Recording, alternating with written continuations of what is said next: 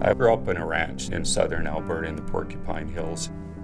You know, when you start raising cattle, it either gets in your blood or it doesn't, and it was in my blood since I was born. Canada has an abundance of natural resources. We've got one of the largest supplies of fresh water in the world. We've got abundant feed grains, grazing lands, and some of the finest cattle producers. As we move forward and see economies grow around the world, their demand for high quality protein increases. And typically that means they're going to start buying more and more beef. I grew up in the industry. My family in Texas has a small operation and took over the cattle management operations here at Cattleland 2 years ago. I try and help my company here at Cattleland through research and trying to help out the industry as a whole for Canadian beef. We try to prevent animal defects the entire time the animals are under our care. Part of the things that we do here is making sure that our staff receives continuous education twice a year in order to prevent things like lesions, make sure that we don't have any broken needles. The people are educated and trained on how to use the equipment in order to prevent bruisings on the animal. Because at the end of the day, we are producing a perishable product that the end consumer is either going to enjoy it or dislike it. The better their dining experience is, the better job we have done.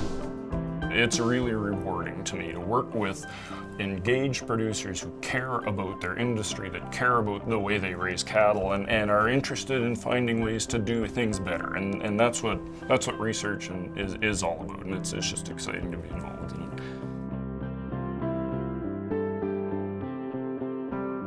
The National Beef Quality Audit is an initiative that Canada actually started back in the mid-90s.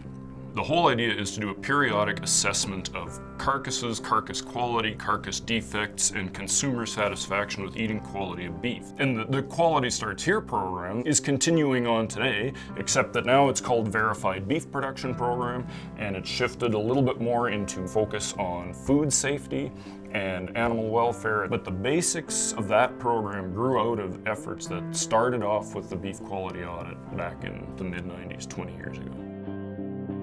Looking back at the various audits that have taken place, we've been able to take a look at different things that we're doing, first of all, to make sure that we produce a product that's free of any defects, as well how we handle and care for the animals. When you're dealing with animals like cattle, there's the risk of bruising.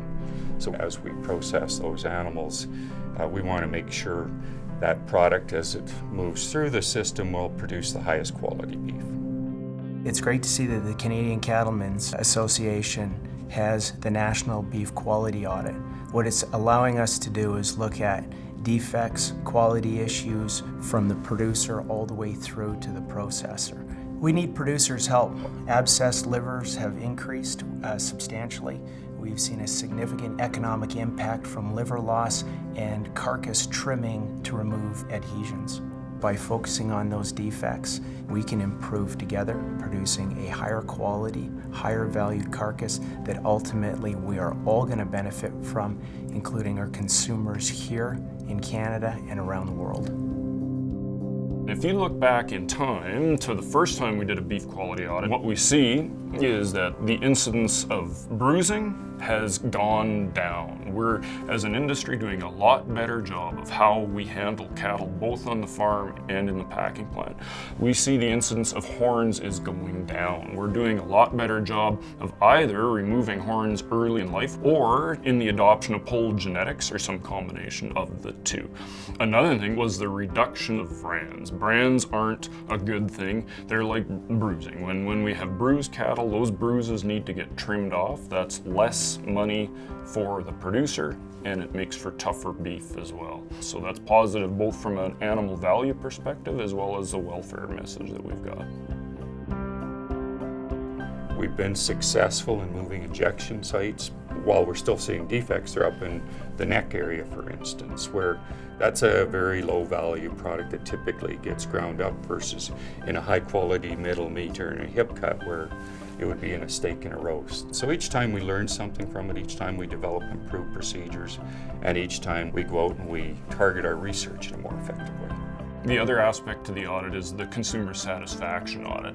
And on the one hand, things weren't all that surprising. What they found was that the lower quality cuts didn't have as high a consumer satisfaction as the high quality cuts. This isn't rocket science. But the other thing they did was they compared consumer satisfaction with juiciness, flavor, and with tenderness. And what they found was that every single one of those parameters improved by 8 to 12%.